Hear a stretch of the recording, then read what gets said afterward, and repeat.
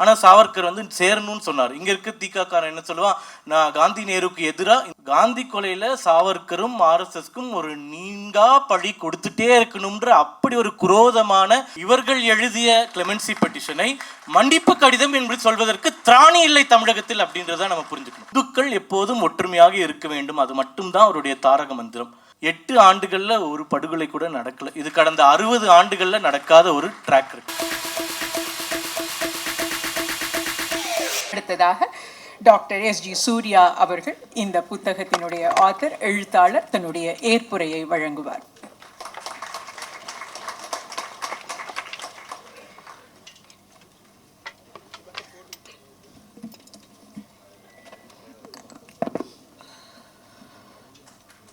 அனைவருக்கும் இனிய மாலை வணக்கம்.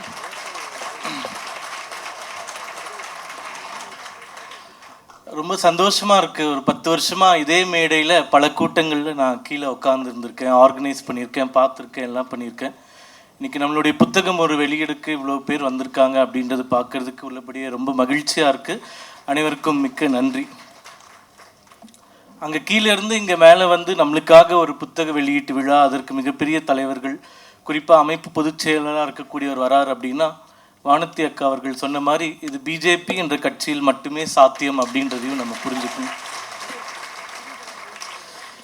நம்மளே என்ன சொன்ன மாதிரி ஒரு 1500 பேர் இந்த அரங்கத்தில் இருக்காங்க, வெளியே இருக்காங்கன்னா இதில் ஒருத்தர் கூட என்னுடைய குடும்பத்தை சார்ந்தவர்கள் கிடையாது. ஆனால் வந்திருக்கக்கூடியவர்கள் எல்லாமே என்னுடைய குடும்பமாக நான் பார்க்குறேன். அதுவும் இந்த கட்சியினுடைய இன்னொரு சிறப்பு. மேலே 4 அரசியல் தலைவர்கள் இருக்கும். சந்தோஷ்ஜி அவர்கள் வந்து தலைவர் இல்லை, அவர் வந்து ஒரு பீஷ்மா மாதிரி. இங்கே இருக்கக்கூடிய 4 பேரில் எங்கள் 4 பேர் வாழ்க்கையிலும் அவர் மிகப்பெரிய மாற்றத்தை ஏற்படுத்தியிருக்கார். அதனால் இந்த மேடையில் இருக்கக்கூடியவர்கள் எனக்கு ரொம்ப ரொம்ப நெருக்கமானவர்கள். எங்கள் 4 பேர் வாழ்க்கையிலும் ஒவ்வொரு அரசியல் உயர்வுக்கும் நகர்வுக்கும் அங்கே பீஷ்மாவாக இருக்கக்கூடிய சந்தோஷ்ஜி அவர்களுடைய பங்களிப்பு மிக மிக அதிகம் அப்படின்றது இருக்கக்கூடியவர்கள் எல்லாருக்கும் தெரியும். அதனால் இந்த மேடை எனக்கு ரொம்ப ரொம்ப ஒரு சிறப்பான, வாழ்க்கையில் மறக்க முடியாத ஒரு மேடையாக இருக்குது அப்படின்றதையும் தெரிவிச்சுக்க விரும்புகிறேன். முதல்ல எனக்கு சாவர்கருடைய அறிமுகம் வந்து நான் 5ஆம் வகுப்பு படிக்கும்போது என்னுடைய பள்ளியில் ஒரு பேச்சு போட்டி நடைபெற்றது பள்ளிக்கூடத்தில். அதில் வந்து சுதந்திர போராட்ட வீரர்கள் பற்றி பேசணும். என்னுடைய தாத்தா வந்து எனக்கு சாவர்கர் பற்றின ஒரு குறிப்பை எழுதி கொடுத்துருந்தார். அதுதான் என்னுடைய முதல் அறிமுகம். அந்த போட்டியில் பார்த்தோம்னா எல்லாருமே நெஹ்ரு, காந்தி, தமிழகத்தை சேர்ந்த பாரதியார், இவர்கள் எல்லாத்தையும் பற்றி பேசினாங்க. அதில் சாவர்கர் அப்படின்றவரை பற்றி பேசினது நான் மட்டும்தான். என்னுடைய ஆசிரியருக்கே சாவர்கர் யாருன்னே தெரியல. என்ன பேசுகிறன்றது கரெக்டாக தப்பான்னு தெரியல. ஆனால் முதல் பரிசு கொடுத்துட்டாங்க. ஏன்னா இவன் மட்டும் ஏதோ வித்தியாசமாக பேசினா அப்படின்றதுனால அந்த பரிசு வந்து கொடுத்துட்டாங்க. இதுதான் எனக்கு சாவர்கர் பற்றின முதல் அறிமுகம். இப்போ இந்த புத்தகம் எழுதுறதுக்கு மிக முக்கிய காரணம் சந்தோஷ்ஜி அவர்கள். ஏன்னா நான் அவர் வந்து என்னுடைய மாணவ காலத்திலேருந்து பார்க்குறேன். இப்போ எனக்கு ஒரு சந்தோஷம், அவருக்கு முன்னாடி நான் பேசுறது. ஏன்னா அவருக்கு அப்புறம் பேசுகிற மாதிரி இருந்தால் கவுண்டர் கொடுத்துருவார் எனக்கு. அதனால் இப்போ அவரால் கொடுக்க முடியாதுன்ற தைரியத்தில் பேசுகிறேன். நான் வந்து அவர்கிட்ட நிறைய விஷயங்கள் பேசும்போது சொல்லுவேன், இது நடக்கலை அப்படின்னு சொல்லுவேன். இதே மாதிரி 2016 தமிழக தேர்தல் நடக்கும்போது ஒரு கட்டத்தில் பேசும்போது சொன்னேன், சாவர்கரை பற்றி தமிழ்நாட்டில் எதுவுமே இல்லை, யாருமே எழுதலை அப்படின்னு. எப்பயுமே ஒரு புலம்பல் தொனியில் பேசும்போது அவர் சொன்ன வார்த்தை வந்து, யாருமே எழுதலை, நீ எழுத, நீ எதுக்கு புலம்பிட்டு இருக்க, நீ எழுதி காமி அப்படின்னு சொன்ன ஒரு வார்த்தை தான் இந்த புத்தகம், இந்த புத்தக விழா. இது எல்லாத்தினுடைய நீட்சிக்கு வந்து அந்த ஒரு வார்த்தை தான் காரணம். அந்த விஷயத்தில் மட்டும் இல்லை, எல்லா விஷயங்கள்லையுமே நம்ம எது வந்து சரியில்லைன்னு சொல்கிறோமோ அதை சரி செய்கிறது எப்படின்ற ஒரு ப்ரக்மேட்டிக்காக ஒரு ஆலோசனை வழங்கக்கூடிய, வழி நடத்தக்கூடிய தலைவர் திரு BL சந்தோஷ் அவர்கள் அப்படின்றது இங்கே நான் குறிப்பிட விரும்புகிறேன். சாவர்கர் பற்றி அறிமுகம் இருந்தாலும் எல்லாருமே ஒரு வித்தியாசமாக பார்ப்பாங்க. இங்கே இருக்கிறவங்க கூட யோசிப்பாங்க, இவனுக்கும் சாவர்கருக்கும் என்ன சம்மந்தம், எதுக்கு 2 புத்தகம் எழுதியிருக்கான், என்ன நோக்கம், இதில் வேறு ஏதாச்சும் இருக்கா, வேறு ஏதாச்சும் பலன் இருக்கா அப்படின்லாம் கேட்பாங்க. பட் சின்ன வயசுலேருந்து அவரை பிடிச்சிருந்தால் கூட, நான் பூனாவில் சட்டக்கல்லூரியில் சேர்ந்து 3 ஆண்டுகள் படிக்கும்போது என் கூட இருந்தவர்கள் சாவர்கரை பற்றின பேசிய பேச்சுகள், அங்கே எனக்கு கிடைத்த மராட்டி மொழி அறிமுகம், ஓரளவுக்கு மராட்டி தெரியும். அந்த கவிதைகள்லாம் படித்து என்னுடைய கிளாஸ்மேட்ஸு, ஹாஸ்டல் மேட்ஸாக இருக்கக்கூடியவர்கள்கிட்ட அது மொழிபெயர்க்க சொல்லி கேட்கும்போது ஒரு மிகப்பெரிய வித்தியாசத்தை உணர்ந்தேன். அங்கே அடிக்கடி இந்த பிளேஸ் நடக்கும். தமிழகத்தில் அது நிறைய மறைஞ்சு போயிடுச்சு. பிளேஸ் நடந்துக்கிட்டே இருக்கும், நாடகம் போடுவதற்கும் அதில் சாவர்கராக நடிப்பதற்காக அந்த வெயிட்டிங் லிஸ்ட் இருக்கும். இப்போ ஒரு பையன் வந்து சாவர்கரா ஒரு நாடகத்தில் நடிக்கணும்னா ஒரு 2 வருஷம் வெயிட் பண்ணணும். அந்த அளவுக்கு இன்னைக்கு கூட சாவர்கர் வந்து மிக மிக மிக பிரசித்தி பெற்ற ஒரு தலைவர் மகாராஷ்டிராவில் இன்னொரு வித்தியாசம் என்ன நான் பார்த்தேன்னா, என்னுடைய நண்பர்களாக இருக்கக்கூடிய காங்கிரஸ் கட்சியை சேர்ந்தவர்கள், தேசியவாத காங்கிரஸ், மற்ற கட்சியை சேர்ந்தவர்கள், அந்த மாநிலத்திலிருந்து இருக்கக்கூடிய ஒரு காங்கிரஸ்காரன் கூட சாவர்கரை பற்றி தப்பாக நான் பார்த்த வரைக்கும் வாழ்க்கையில் பேசினதே கிடையாது. ராகுல் காந்தி வேணா பேசலாம், ஆனால் மகாராஷ்டிராவில் இருக்கிற ஒரு காங்கிரஸ்காரர் சாவர்கரை பற்றி என்றைக்குமே தப்பாக பேச மாட்டார். ஏனென்றால் சாவர்கர் அங்கே வாக்கு வங்கி வைத்திருக்கக்கூடிய ஒரு தலைவரும் கூட. முக்கியமான ஒரு காரணம். இரண்டாவது, சாவர்கரை உண்மையாக மராட்டியர்கள் அவர்களுடைய மராட்டி மானுவாக, அவருடைய ஒரு பிள்ளையாக, அவருடைய ஒரு தலைவராக பார்க்கிறார்கள். அதனால யாருமே பேச மாட்டாங்க. அதனால இங்கிருந்த மாதிரி வித்தியாசமான அனுபவம் எனக்கு கிடைக்கல. அங்கே போன உடனே அவரை பற்றின உண்மை மட்டுமே, அவரை பற்றின வாழ்க்கை மட்டுமே, அவரை பற்றின நல்ல கருத்துக்கள் மட்டுமே கிடைச்சதுனால இந்த புத்தகம் இது வந்தது.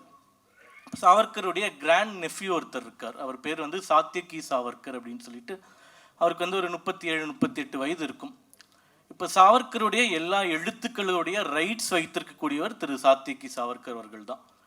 அவர் பூனேயில் வசிச்சுட்டு இருக்கார். இப்பவும் அங்கே தான் வசிக்கிறார். நான் மாணவராக இருக்கும்போது அங்கே வசிச்சுட்டு இருந்தார். சும்மா ஒரு அறிமுகம், நான் அவரை காண்டாக்ட் பண்ணி பார்க்கணுன்னு போய் பார்த்தேன். அப்போ தான் இந்த அந்தமான் சிறை அனுபவங்கள்னு எல்லாரும் சொன்னக்கூடிய அந்த புத்தகத்தினுடைய ரைட்ஸ், சாவர்கருடைய ரைட்ஸ் இன்னைக்கு அவர் வைத்திருக்கிறதுனால இது எனக்கு மொழிபெயர்ப்பதற்கு உரிமை வேண்டும் அப்படின்னு கேட்டேன். அவர் மொழிபெயர்ப்பதற்கு உரிமை கொடுத்தார். அந்த மொழிபெயர்ப்பு செய்யும்போது இன்னும் சாவர்கரை பற்றி அதிகமாக தெரிந்து கொள்ள முடிந்தது. அதனால் எங்கேயோ கோயம்புத்தூரில் பிறந்த ஒருத்தனுக்கு சாவர்கர் குடும்பத்தை சார்ந்தவர்களை போய் சந்திக்கக்கூடிய வாய்ப்பு கிடைத்ததே நான் மிகப்பெரிய வாழ்நாள் பாக்கியமாக பார்க்குறேன். அதை இங்கே புத்தகமாகவும் அடுத்த புத்தகமாகவும் எழுதி தமிழகத்தில், குறிப்பாக தமிழகத்தில் யாருமே நம்ப மாட்டாங்க, சாவர்கருக்காக இவ்வளோ பெரிய கூட்டம் கூடியது இதுவே முதல் முறையாக இருக்கும். இந்த முதல் முறை கூடப்பட்டிருக்கக்கூடிய கூட்டம் தமிழகத்திலையும் ஒரு மிகப்பெரிய மாற்றத்தை கொடுப்பதற்கான ஒரு ஆரம்ப புள்ளியாகவும் இருக்கும் அப்படின்னு நான் வேண்டிக்கிறேன். இப்போ புத்தகத்தை பற்றி நிறைய பேர் நிறைய விஷயங்கள் சொல்லியிருக்கிறதுனால ஒரு 2-3 விஷயங்களோடு என்னுடைய உரையை முடித்துக்கொள்கிறேன். முதல் விஷயம் என்னென்னா, சாவர்கர் வாழ்க்கையில் 2 தமிழர்கள் முக்கியமான பங்காற்றினார்கள் அப்படின்னு ஜெயந்தி அம்மா பேசும்போது சொன்னாங்க. அதில் விவிஎஸ் ஐயர் ஒருத்தர், இன்னொருத்தர் திருமால் எம்பிடி ஆச்சாரியா அப்படின்ற ஒரு நபர். அவரை பற்றி எவ்வளோ பேருக்கு தெரியும்னு எனக்கு தெரியல. திருமால் எம்பிடி ஆச்சாரியா அப்படின்றவர் யாருன்னு பார்த்தீங்கன்னா, கம்யூனிஸ்ட் கட்சியை இந்தியாவில் நிறுவிய தலைவர்களில் ஒருவர் எம்பிடி ஆச்சாரியா. ஆனால் இந்தியா ஹவுஸில் சாவர்கருடைய சகாவாக இருந்தவரும் எம்பிடி ஆச்சாரியா தான். விவிஎஸ் ஐயர் 2 பேருமே. இப்போ சாவர்கர் பற்றி என்ன பேச சொன்னீங்கன்னா ஒரு 2 மணி நேரம் பிறந்ததுலேருந்து இறந்தது வரைக்கும் பேசலாம். பட் குறிப்பிட்ட பாகங்கள் நான் சொல்ல விரும்புறது, மிகப்பெரிய திட்டத்தை வைத்திருந்தார். 1910 அவர் சிறைக்கு செல்லும் போது காந்தி அவர்களோ நேரு அவர்களோ விடுதலை போராட்ட களத்திலே கிடையாது. அவர் வழியில் போயிருந்தா கிட்டத்தட்ட 1915-20க்குள்ள நம்மளுக்கு நிச்சயமாக விடுதலை கிடைத்திருக்கும் என்பதை நான் தீர்க்கமாக நம்புகிறேன். அதற்கான மிகப்பெரிய திட்டத்தை வைத்திருந்தார். எந்த அளவுக்கு திட்டம் வைத்திருந்தார்னு சொல்றேன். இப்போ எம்பிடி ஆச்சாரியா அவருடைய சகாவாக இருந்தவர், ஒரு தமிழர். அவர் போய் பார்க்குறாரு. அவர் எழுதுறாரு சாவர்கர் அவரே, விவிஎஸ் ஐயரையும் எம்பிடி ஆச்சாரியாவும் நான் முதல்ல பார்க்கும்போது அவர்களுடைய தோற்றம் எப்படி இருந்தது முதற்கொண்டு அவர் டாக்குமெண்ட் பண்ணுறார். சாவர்கர் சமிதியில் அது எல்லாமே டாக்குமெண்ட் பண்ணி வைத்திருக்கிறார்கள்.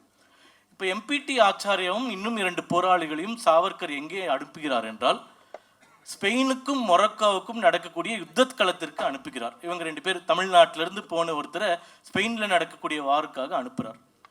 எதற்கு அனுப்புகிறார் என்றால், அந்த யுத்தத்தில் நடக்கக்கூடிய யுத்த டெக்னிக்ஸ், அந்த விஷயங்கள்லாம் கற்றுட்டு வாங்க, பாம் தயாரிப்பது எப்படின்னு கற்றுட்டு வாங்க அப்படின்னு சொல்லிட்டு அனுப்புகிறார்.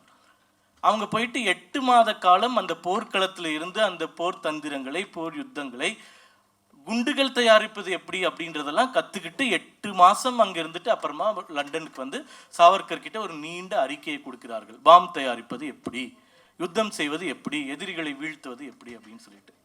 அதே மாதிரி நான் பூனேயில் படிச்சுட்டு இருக்கும்போது ஐஎல்எஸ் லா ஸ்கூல்னு ஒரு இந்தியாவிலேயே பிரசித்தி பெற்ற பள்ளிக்கூடம், என்னுடைய கல்லூரி, சட்டக்கல்லூரி. அந்த சட்டக்கல்லூரிக்கு அடுத்த ரோடு பேர் பார்த்தீங்கன்னா எஸ்பி ரோடுன்னு சொல்லுவாங்க, சேனாபதி பாப்பட் ரோடு அப்படின்றது.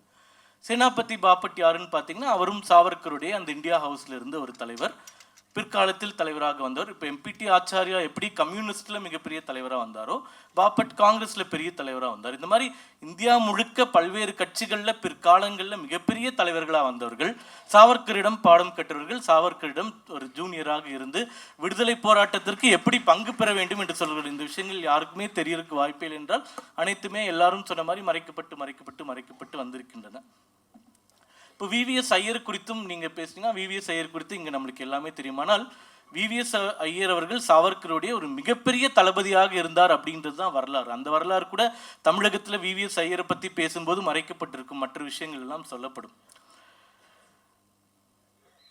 இப்போ எப்படி ஆர்எஸ்எஸ் ஒரு காலத்தில் வந்து காந்தி அவர்களுடைய கொலைக்காக பேன் செய்யப்படும் போது குருஜி கோல்வல்கர் அவர்கள் வந்து டிஆர் வெங்கட்ரமண சாஸ்திரி அப்படின்ற ஒரு அட்வொகேட் அவர்களை கூப்பிட்டு தான் ஆர்எஸ்எஸ் கான்ஸ்டிடியூஷனையும் எழுத வைத்தார். அது பிற்காலத்தில் அப்ரூவ் செய்யப்பட்டது. ஆகையால் ஆர்எஸ்எஸ் இயக்கமாகட்டும், சாவர்கர் ஆகட்டும், அவர்களுடைய வாழ்க்கையில் மிகப்பெரிய பங்காற்றியவர்கள் தமிழர்கள். ஆனால் அது வெளி உலகிற்கு தெரியாமல் இருக்கிறது. ஆகையால் இந்த புத்தகங்கள் எல்லாம் அவருக்கு தமிழ்நாடு கூடயும் கனெக்ஷன் இருந்ததுனால நிச்சயமாக வெளிக்கொண்ட வேண்டும் அப்படின்ற ஒரு வேட்கை தான் இந்த புத்தகங்கள் வெளிவந்திருக்கிறதுக்கான மிக முக்கிய காரணம். இப்போ 2 அவதூறு பிரச்சாரங்கள் பற்றி நான் சொல்கிறேன். நிறைய அவதூறு பிரச்சாரங்கள் சாவர்கர் பற்றி இருக்குது. அதில் 2 விஷயங்கள் மட்டும் பற்றி சொல்கிறேன் நேரமின்மை காரணமாக. ஒன்று வந்து அவர் பிரிட்டிஷ் கிட்ட பென்ஷன் வாங்கினார் அப்படின்னு இங்கே இருக்கக்கூடியவர்கள் இன்னைக்கு வரைக்கும் சொல்லிட்டு இருக்கக்கூடிய ஒரு விஷயம். பிரிட்டிஷ் கிட்ட பென்ஷன் வாங்கினது உண்மைன்னு எடுத்துக்கிட்டா கூட அதை ஏன் நியாயப்படுத்த முடியும் என்றால், சாவர்கருக்கு இரட்டை ஆயுள் தண்டனை கொடுத்த அடுத்த நாளே அவருடைய அனைத்து சொத்துகளும் பிரிட்டிஷ் அரசாங்கத்தால் ஜப்தி செய்யப்பட்டது. ஒரு சொத்து கூட விட்டு வைக்கல. இடமாகட்டும், வீடாகட்டும், ஒன்று விடாமல் ஜப்தி செய்யப்பட்டது. இரண்டாவது, சந்தோஷ்ஜி அவர்கள் சொன்ன மாதிரி அவர் கஷ்டப்பட்டு வாங்கிய பட்டமே அவருக்கு கொடுக்கப்படாமல் போய்விட்டது. பாரிஸ்டர் பட்டத்தை வாங்கினார். பூனே ஃபர்கியூசன் காலேஜில் அண்டர் கிராஜுவேஷன் முடித்தார். இரட்டை ஆயுள் தண்டனை கிடைத்தவுடனே அந்த 2 பட்டங்களும் பின்வாங்கி கொள்ளப்பட்டது. சாவர்கர் கடைசி நாள் வாழ்ந்த வரைக்கும் அவர் படித்த சட்டத்தை பிராக்டிஸ் செய்ய முடியாத ஒரு துரதிருஷ்டசாலியாகவே மறைந்தார். அது பிரிட்டிஷ் காலத்தில் இருந்தது உண்மை. ஆனால் நெஹ்ரு அவர்கள் காலத்தில் கூட அவருக்கு அந்த பாரிஸ்டர் லைசன்ஸ் திருப்பி கொடுப்பதற்கு கூட அப்போது அங்கிருந்து அரசாங்கத்திற்கு மனசு வரவில்லை அப்படி என்பதுதான் மிக மிக சோகமான ஒரு உண்மை. அதையெல்லாம் தாண்டி வந்தவர் தான். அது அவருக்கு வந்து ஒரு பெரிய பிரச்சனையாக இல்லவே இல்லை. இப்போ பென்ஷன் கொடுத்தாங்க அப்படின்னா அவர் சொத்து எல்லாமே நீங்கள் பிடுங்கிட்டீங்க, அவரை ப்ராக்டிஸும் பண்ணக்கூடாதுன்னு சொல்கிறீங்க. அப்போ அவரை யார் பார்த்துக்கணும்? அரசாங்கம் தான் பார்த்துக்கணும். சரி, பென்ஷன் கொடுத்தாங்களான்னு அதுக்குள்ளே ஒரு டெக்னிக்காலிட்டியில் நீங்கள் போய் பார்த்தீங்கன்னா அவர் வாங்கினது வந்து பென்ஷனே கிடையாது. அதற்கு பேர் வந்து டிடென்ஷன் அலவன்ஸ். டிடென்ஷன் அலவன்ஸ்ன்றது காந்தியிலேருந்து மற்ற எல்லா சுதந்திர தலைவர்கள்லேருந்து இப்போ இருக்கக்கூடியவர்கள் வரைக்கும், அண்ணனுக்கு இன்னும் நல்லா தெரியும், அண்ணாமலை எனக்கு ஐபிஎஸ்ல இருந்ததுனால, ஒருவர் சிறையில் போகும்போது அவருக்கு அவருடைய வாழ்வாதாரம் பாதிக்கப்படுகிறதுனால அதற்கு ஏற்றபடி ஃபிக்ஸ் பண்ணக்கூடியது தான் டிடென்ஷன் அலவன்ஸ். அதை வாங்கிய சாவர்கர் வந்து பென்ஷன் வாங்கினாங்க அப்படின்ற ஒரு பொய் பரப்புரை கிட்டத்தட்ட 50 ஆண்டுகளாக மீண்டும் மீண்டும் மீண்டும் மீண்டும் பொய் பரப்புரை. பென்ஷன் வாங்கினார். பென்ஷன் வாங்கினதுக்கு காரணம் அவர் எல்லாத்தையும் நீங்கள் எடுத்துட்டீங்க. இரண்டாவது, அது பென்ஷனே கிடையாது. That is call detention allowance. இதே போல் மன்னிப்பு கடிதம் மீண்டும் மீண்டும் சொல்லக்கூடியது. இப்போ இந்த புத்தகத்தை பற்றி போடும்போது கூட கீழே வந்து கமெண்ட்ஸ் எல்லாமே பார்த்தீங்கன்னா மன்னிப்பு கடிதம் அது மட்டும்தான் வரும். இந்த கிளெமென்சி பெட்டிஷன் அப்படின்ற ஒரு விஷயத்த உங்கள் எல்லார் கையிலையும் ஃபோன் இருக்கும், கூகுள் டிரான்ஸ்லேட் இருக்கும். இந்த கிளெமென்சி பெட்டிஷன் அப்படின்றத கூகுள் டிரான்ஸ்லேட்டில் நீங்கள் டைப் பண்ணிங்கன்னா உடனடியாக அதோடைய டிரான்ஸ்லேஷன் வரும், கருணை மனு அப்படின்னு சொல்லிட்டு. அப்போ அது எப்படி மன்னிப்பு கடிதம் ஆகும்? Clemency petition is not an apology letter, it's a clemency petition. அப்போது கிளெமென்சி பெட்டிஷன்ற ஒரு வார்த்தையை தமிழ் மொழிபெயர்ப்பிலே இவ்வளோ பெரிய ஊழல் பண்ணக்கூடிய திராவிட கட்சிகள் மத்தியில் தான் நம்ம வாழ்ந்துட்டு இருக்கோம் அப்படின்றத நம்ம புரிஞ்சுக்கணும். இப்போ இதே கிளெமென்சி பெட்டிஷன் எவ்வளோ பேர் கொடுத்துருக்காங்க? கம்யூனிஸ்ட் கட்சியை இந்தியாவில் நிறுவிய the founder of communist party is Dange. Dange has also given a clemency petition. இங்கே இருக்கக்கூடியவர்கள் கோலால ஸ்ரீனிவாஸ் அவர்கள் பேசியது போல நெஹ்ரு அவர்கள் சிறையில் இருந்ததால் அவர் சார்பாக கிளெமென்சி பெட்டிஷனை மோதிலால் நேரு அவர்கள் கொடுத்தார். அதனால இந்த மன்னிப்பு கடிதம், இந்த கருணை மனு, நான் மீண்டும் மீண்டும் பல விவாதங்களில் கேட்டிருக்கேன். ராஜீவ் காந்தியை கொலை செய்தவர்கள் விடுதலை செய்யப்பட்டார்கள். அவங்க வந்து பிரசிடென்ட் கிட்ட எல்லார்கிட்டையும் லெட்டர்ஸ் எழுதிட்டே இருந்தாங்க. ஆனால் அவங்க சப்மிட் பண்ணதும் கிளெமென்சி பெட்டிஷன் தான். சாவர்கர் எழுதிய கிளெமென்சி பெட்டிஷனை மன்னிப்பு கடிதம் என்று சொன்ன ஒரு ஊடகத்திற்கு கூட இவர்கள் எழுதிய கிளெமென்சி பெட்டிஷனை மன்னிப்பு கடிதம் என்று சொல்வதற்கு திராணி இல்லை தமிழகத்தில் அப்படின்றத நம்ம புரிஞ்சுக்கணும். அவங்க எழுதும்போது கருணை மனு, இவர் எழுதும்போது மன்னிப்பு கடிதம். இவ்வளவுதான் சரித்திரம் நம் கண் முன்னாடி திரிக்கப்பட்டு கொண்டே இருக்கின்றது. ஒரு விஷயம் இல்லை, எல்லா விஷயத்தையும் எடுத்தீங்கன்னா பூதாகரமாக அந்த கருத்து திணிப்பு, கருத்து திரிப்பு தொடர்ந்து நடந்துகிட்டே தான் இருக்கு. நிச்சயமா அதையும் ஒரு காலம் நம்ம மாற்ற தான் போறோம். இருந்தாலும் இதெல்லாம் நம்மளுடைய எஃபர்ட்ஸ், இவர்கள் சொல்லக்கூடிய பொய்களை சொல்வதற்கு. இறுதியா ஒண்ணு, நரேந்திர மோடி அவர்கள், இந்த சாவர்கர் அவர்களுடைய வாழ்க்கை மிக அதிகமாக படித்த ஒருவனாக சொல்கிறேன். சாவர்கர் அவருடைய எண்ணங்களை நிறைவேற்றியதில் நரேந்திர மோடி அவர்களுக்கு மிகப்பெரிய பங்கு இருக்கின்றது. அது நான் பேச நினைச்ச ஒரு விஷயத்த கோலால ஸ்ரீனிவாஸ் அவர்கள் தொட்டார். 2014, 19, 24 இந்துத்துவ ஆட்சி நடக்குது அப்படின்றது. அது அவ்வளோ எளிதாக கடந்து கொள்ளக்கூடிய விஷயம் கிடையாது. மிக நுட்பமாக பார்த்தீர்கள் என்றால் சாவர்கர் ஒரு நாத்திகவாதியாக இருந்தார். ஆனால் ஹிந்து யுனைட்டி, இந்துக்கள் எப்போதும் ஒற்றுமையாக இருக்க வேண்டும், அது மட்டும்தான் அவருடைய தாரக மந்திரம். சாவர்கர் எதற்காக வாழ்ந்தார், எதற்காக மடிந்தார் அப்படின்னு பார்த்தீங்கன்னா இந்துக்கள் ஒற்றுமையாக இருக்க வேண்டும், இவ்வளவுதான். ஆனால் சாவர்கரே சொல்றாரு, இந்துக்களை ஒற்றுமைப்படுத்தவே முடியாது. என்னோட எக்ஸ்பீரியன்ஸ்ல நான் 60 ஆண்டு காலம் பார்த்ததுல இந்துக்களை ஒற்றுமைப்படுத்தவே முடியாதுன்னு ஒரு காலகட்டத்தில் அவருடைய கோல்ல இருந்தே அவர் பின்வாங்குற அளவுக்கு நம்பிக்கை இழக்கிறார் இந்து சமுதாயத்தின் மேலே. ஏன்னா அவ்வளோ வேற்றுமைகள், அவ்வளோ பிரச்சனைகள், ஒரு சமுதாயமாக நாம் ஒன்றிடவே மாட்டேங்கிறோன்றது மிகப்பெரிய அவருடைய ஏக்கம். அவர் இறந்ததற்கு ஒரு முக்கியமான காரணம் இது நடக்கவே நடக்காதுன்ற கவலையில தான். ஆனால் மேலே இருந்து பார்த்துட்டு இருக்கக்கூடியவர் 2014ஆம் ஆண்டு மிக மிக சந்தோஷப்பட்டிருப்பார். ஏனென்றால் எல்லா செஃபாலஜிஸ்டும் சொல்லக்கூடிய ஒரு விஷயம் என்னவென்றால், இந்தியாவில் முதல் முறையாக இந்துக்கள் அனைவரும் ஒன்று சேர்ந்து நரேந்திர மோடி பிரதமராக வேண்டும் என்று வாக்களித்தார்கள். அது உயர் சாதி, கீழ் சாதி அப்படின்னு சொல்லக்கூடிய எந்த வேற்றுமைகளையும் கடந்து முதலாக ஒரு ஹிந்துவா அவனை யோசிக்க ஆரம்பிக்கிறதுக்கு 70 ஆண்டு காலமாச்சு நரேந்திர மோடி என்ற ஒருத்தர் வர வேண்டியது ஆயிருக்குன்னா நிச்சயமாக சாவர்கருடைய எண்ணங்களை நிறைவேற்றியதில் நரேந்திர மோடி அவர்களுக்கு பங்கு இருக்கின்றன. இப்போ அமித்ஷா அவர்களோ நரேந்திர மோடி, அமித்ஷா அவர்கள் வீட்டில் எல்லாரும் பார்த்துருப்பீங்க, 2 புகைப்படம் இருக்கும், எல்லாருமே பார்த்துருப்பீங்க. ஒரு பக்கம் சாணக்கியா இருப்பார், இன்னொரு பக்கம் சாவர்கர் இருப்பார். இப்போ அமித்ஷா அவர்கள் சாவர்கர் கிட்ட கற்றுக்கிட்ட பாடமாக நான் என்ன பார்க்குறேன்னா அதிகாரம். சாவர்கர் அவருடைய எழுத்துக்களில் மிக அதிகமாக சொல்கிறார், இந்துக்கள் முதல்ல அதிகாரத்துக்கு வரணும், அதுக்கப்புறம் ஒத்துமையை பார்த்துக்கலாம் அப்படின்னு. அந்த பாலிசியை 100% பின்பற்றக்கூடியவராக திரு அமித்ஷா அவர்களையும் திரு மோடி அவர்களையும் நம்ம பார்க்குறோம். இப்போ எல்லாருமே சொல்கிறாங்க, இப்படி போய் ஜெயிச்சிட்டிங்க, அப்படி போய் ஜெயிச்சிட்டிங்க, இப்படி வந்துட்டீங்க, அப்படி வந்துட்டீங்க. ஜெயிச்சதுனால தான் ஆர்டிகிள் 370 75 ஆண்டுகள் கழித்து எடுக்க முடியும். ஜெயிச்சதுனால தான் ராமர் கோயில் கட்ட முடிஞ்சது, ஜெயிச்சதுனால தான் முத்தலாக் பண்ண முடிஞ்சது, ஜெயிச்சதுனால தான் எல்லாமே. அந்த எப்படி ஜெயிக்கிறீங்கன்ற கேள்விக்குள்ளே நீங்கள் போயிட்டீங்கன்னா எதை சுகத்தையும் நம்ம அனுபவிக்கவே முடியாது. அப்போது தேர்தலில் வெற்றின்றது மிக முக்கியம் அப்படின்றத முதல்ல உணர்ந்த தலைவராக இவர்கள் 2 பேரையும் நான் பார்க்குறேன். அவங்க 2 பேரும் அது முக்கியம்னு உணர்ந்ததுனால இந்தியா முழுக்க பல பலன்கள் நடந்திருக்கின்றன, 1-2 கிடையாது. குறிப்பாக இந்தியாவில், தமிழகத்தில் 2016ஆம் ஆண்டு திரு சசிகுமார் அவர்களுடைய படுகொலைக்கு அப்புறமா 8 ஆண்டுகளில் ஒரு படுகொலை கூட நடக்கலை. இது கடந்த 60 ஆண்டுகளில் நடக்காத ஒரு ட்ராக் ரெக்கார்ட். நம்ம மாநிலத்திலே தலைவர்கள் எவ்வளோ பேர் படுகொலை செய்யப்பட்டிருக்காங்க. என்னுடைய தாத்தா முதற்கொண்டு எல்லாருமே வெட்டப்பட்டிருக்கிறார்கள், கொல்லப்பட்டிருக்கிறார்கள். ஒரு 8 ஆண்டு காலம் தொடர்ந்து நடக்கலைன்னா அந்த அதிகாரத்தை அவங்க 2 பேர் வச்சிருக்காங்க, நம்மளை தீர்த்து கட்டிடுவாங்கன்ற ஒரு பயத்தினால தான் அது நடக்காமல் இருக்கு. அப்போ அந்த அதிகாரம் மிக மிக முக்கியம்ன்றது சாவர்கர் பல இடங்கள் எழுதியிருக்கார். முதல்ல நீ அதிகாரத்தை பிடி. இப்போ இராணுவத்தை பற்றி சந்தோஷ் அவர்கள் சொன்னது போல காந்தியும் நேருவும் இராணுவத்தில் சேரக்கூடாதுன்னு சொன்னாங்க. ஆனால் சாவர்கர் சேரணும்னு சொன்னார். இங்கே இருக்க தீக்காக்காரன் என்ன சொல்லுவான், நான் காந்தி நேருக்கு எதிராக, இந்தியாவுக்கு எதிராக வேலை செஞ்சார், அதனால தான் இராணுவத்தில் சேர சொன்னாங்க. அப்போ இராணுவத்தில் ஏன் சொன்னால் அந்த அதிகாரத்தை செலுத்தக்கூடிய இடத்தில் முதல்ல இந்துக்கள் போய் உட்கார வேண்டும் அப்படின்னு தான் அவருடைய ஃபர்ஸ்ட் கோலாக இருந்தது. இந்த larger vision of Hindutva and Akhand Bharat. அதில் முதல் விஷனை திரு மோடி அவர்களும் அமித்ஷா அவர்களும் மிக வெற்றிகரமாக கச்சிதமாக செய்து கொண்டிருக்கிறார்கள். ஆகையால் அவர்கள் உண்மையான சாவர்கருடைய அரசியல் சாணக்கத்தையே பின்பற்றக்கூடிய முதல் தலைவர்களாக நான் பார்க்கிறேன். இப்போ இது மற்ற இடத்துல நடந்துருச்சு, தமிழ்நாட்டில் நடந்துருச்சா இல்லையா அப்படின்ற கேள்வி வரும். ஏன்னா சாவர்கர் தமிழ்நாட்டில் செல்ல மாட்டாங்க, ஹிந்துத்வா செல்லாது, கோயிலுக்கு போவாங்க, ஓட்டு போட மாட்டாங்க அப்படின்ற விஷயங்கள்லாம் சொல்கிறாங்க. அதையே நான் தொடர்பு படுத்தி பார்க்குறேன், தொடர்பு படுத்தி பேசுகிறேன். இப்போ இந்து யூனைட்டி அப்படின்னு சொல்கிறோம், மோடி அவர்கள் கொண்டு வந்து விட்டார் அப்படின்னு சொல்கிறோம்.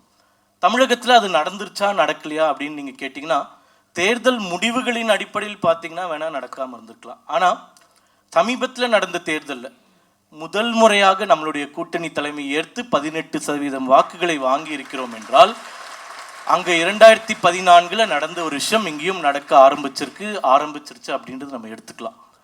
கொஞ்சம் முன்னாடி போய் பார்த்தீங்கன்னா 2021 நரேந்திர மோடி அவர்கள் தான் பிரதமராக இருந்தார். நம்மளுடைய கூட்டணி கிட்டத்தட்ட 40% வாக்குகளை வாங்கியிருந்தது. அதுவும் ஒரு ஹிந்து யூனைட்டியாக நம்ம எடுத்துக்கலாம்.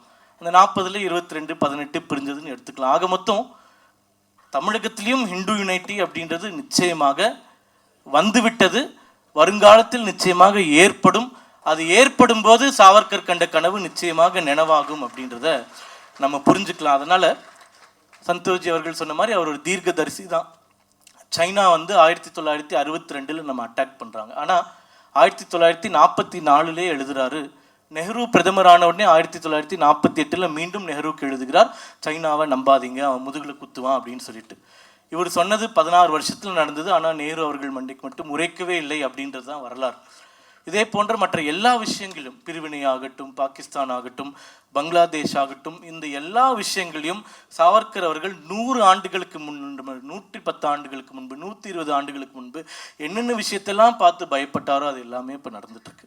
எந்தெந்த விஷயங்கள்லாம் தப்பாக நடக்கும்னு சொன்னாரோ அது எல்லாமே நடந்துட்டுருக்கு. எந்தெந்த விஷயங்கள் பண்ணால் இதை மாற்ற முடியும்னு சொன்னாரோ அதை யாருமே பண்ணுறதுக்கு இல்லாமல் போனது தான் நம்மளுடைய துரதிருஷ்டம். பாண்டே அண்ணா சொன்ன மாதிரி அவர் பின்னாடியே இருந்து இயங்குவார். அவர் முன்னிலைப்படுத்தவே விரும்பவில்லை.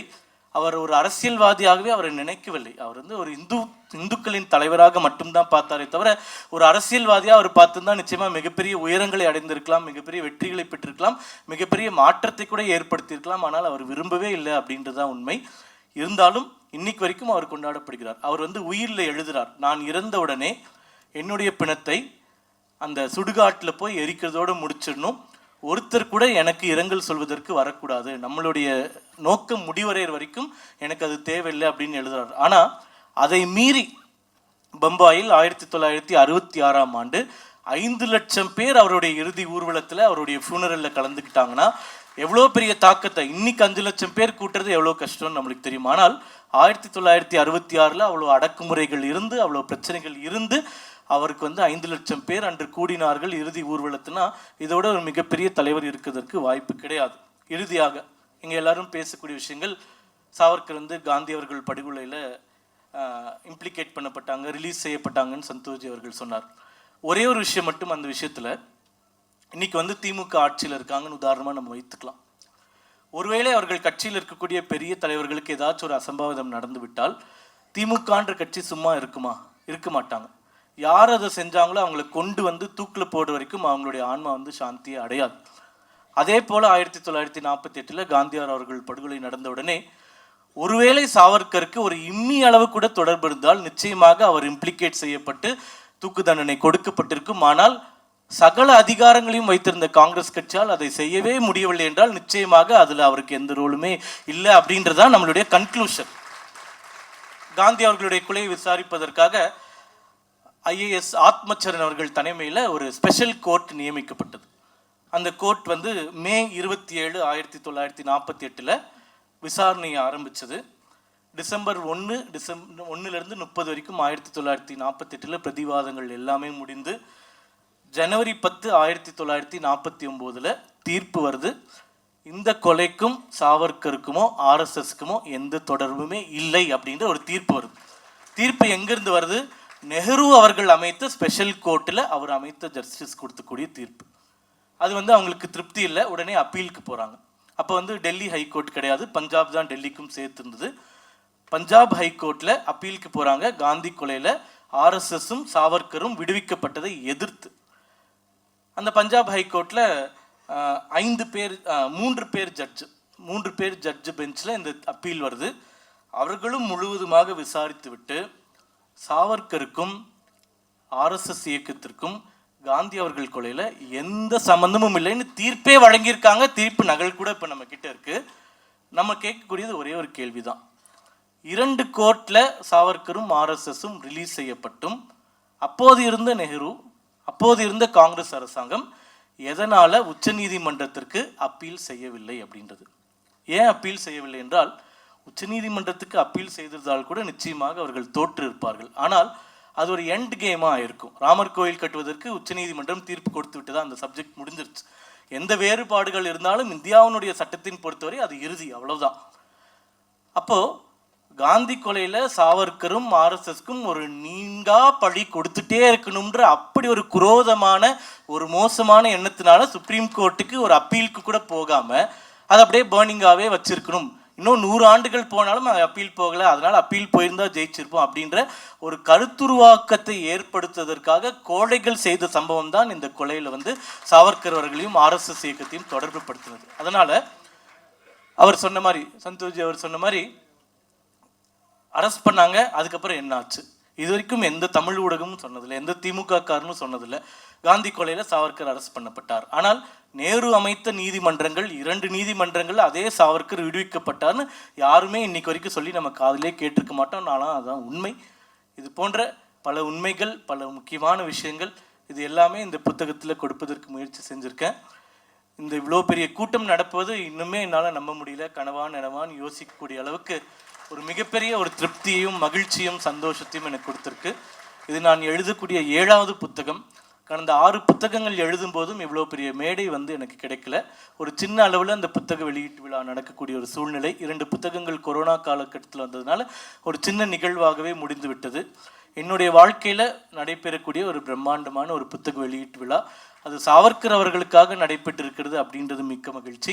அது நம்மளுடைய குருவாக கருதக்கூடிய திரு பிஎல் சந்தோஷ்ஜி அவர்கள் வெளியிட்டிருக்கிறார் அப்படின்றது இன்னொரு மிகப்பெரிய மகிழ்ச்சி. அது மிகப்பெரிய திருப்தியை கொடுக்கின்றது.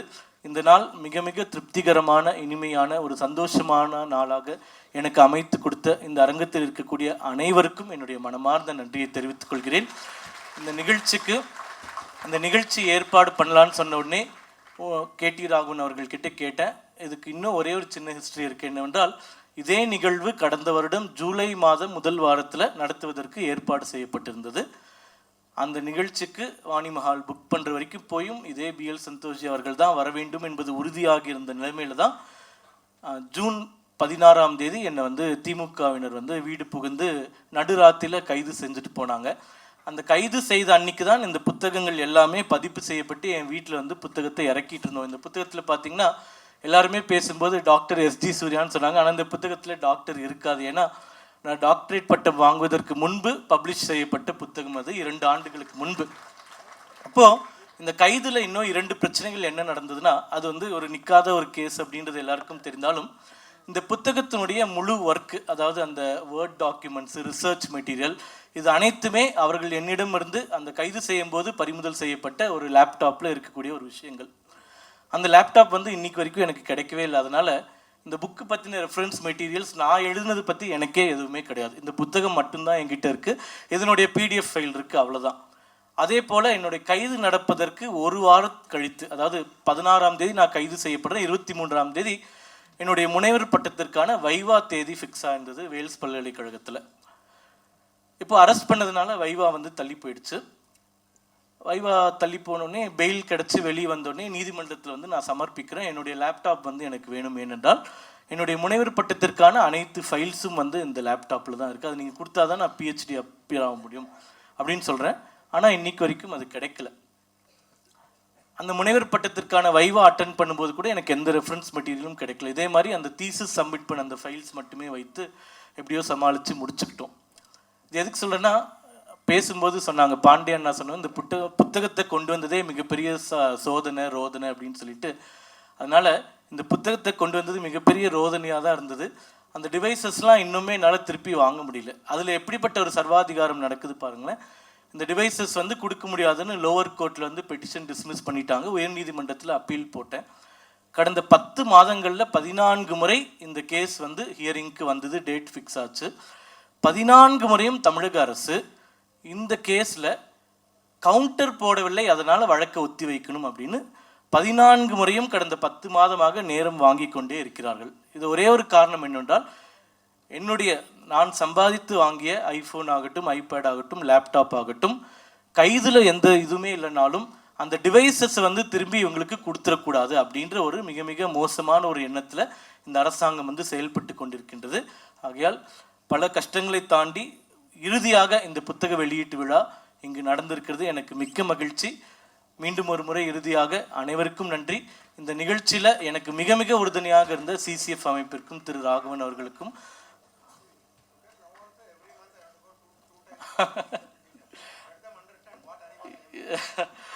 அதாவது இந்த 2 வழக்குகளில் டிவைசஸ் தான் எனக்கு கொடுக்கலன்னா பரவாயில்ல. இன்னொரு வழக்கு என்ன போட்டாங்கன்னா, சிதம்பரம் கோயில் தீட்சிதர்கள் இருக்காங்க, அவர்கள்கிட்ட வந்து காவல்துறையும் அறநிலைத்துறை அதிகாரிகளும் மிக மோசமாக நடந்துக்கிட்டாங்க. இப்போது தி கம்யூன் அப்படின்ற ஒரு பத்திரிகையை நானும் இங்கே இருக்கக்கூடிய கௌஷிக் 2 பேரும் நடத்திட்டு இருக்கோம், இங்கிலீஷ் மேகசின். அதில் வந்து அந்த தீட்சிதர்கள் சொன்ன ப்ரெஸ் கான்ஃபரன்ஸை வெர்பேட்டும் அப்படியே பப்ளிஷ் பண்ணும். சிதம்பரம் தீட்சிதர்கள் இப்படிப்பட்ட குற்றச்சாட்டுகளை வைக்கிறார்கள்னு ஆங்கிலத்தில் ஒரு ஆர்டிக்கிள். அதை பப்ளிஷ் பண்ணதுக்கு உடனே அதுக்கு ஒரு கேஸ் போட்டு, அதுக்கு எஃப்ஐஆர் போட்டு, அதுக்கு முதல் கேஸ்லையாச்சும் பெயில் கிடச்சிருச்சு, அன்கண்டிஷனல் பெயில். இந்த கேஸு 18 மாதமாக நடக்குது. எனக்கு பெயில் கண்டிஷன் கூட இன்னும் வெய்வ் ஆஃப் ஆகலை. 2 மாதங்கள் முன்னாடி வரைக்கும் வாரத்திற்கு 2 முறை சிதம்பரத்தில் பெயில் கையெழுத்து போடுவதற்கு மட்டும் போயிட்டு வந்துட்டு இருந்தேன். இப்போ கொஞ்சம் கருணை காட்டி மாதத்துக்கு 2 தடவை வந்தால் போதும் அப்படின்னு சொல்லியிருக்காங்க. அதனால் சந்தோஷ்ஜி அதை சொல்ல சொன்னார். சிசிஎஃப் அமைப்பில் மேடையில் இருக்கக்கூடியவர்கள், கீழே இருக்கக்கூடிய அனைவருக்கும் இறுதியாக என்னுடன் கூட இருந்து எனக்கு இந்த நிகழ்வில் மட்டுமில்லை, என்னுடைய அரசியல் வாழ்க்கையில் ஃபுல்லாக மிகப்பெரிய உதவிகளை செய்து கொண்டு இருக்கக்கூடிய என்னுடைய தம்பிகள் இங்கே நிறைய பேர் இருக்காங்க, வெளியே நிறைய பேர் இருப்பாங்க, டிஷர்ட் போட்டிருப்பாங்க. அவர்களுக்கு வந்து மிக மிக நான் நன்றி கடன் பட்டிருக்கேன். ஏனென்றால் என் கூடவே எல்லா கஷ்டத்திலையும் துக்கத்திலையும் இருந்து இவ்வளோ பெரிய உதவிகளை செய்திருக்கிறார்கள். பெயர்கள் யாரும் சொல்ல முடியாது, ஒரு பேர் விட்டு போயிட்டா கூட பிரச்சனை ஆகும். ஆகியால் அனைவருக்கும், மேடையில் இருக்கக்கூடியவர்கள், கீழே இருப்பவர்கள், இந்த ஒரு சாமானியனுக்கு இவ்வளோ ஒரு பெரிய மேடையை அமைத்து கொடுத்த அனைவருக்கும் என்னுடைய நன்றி, வணக்கம்.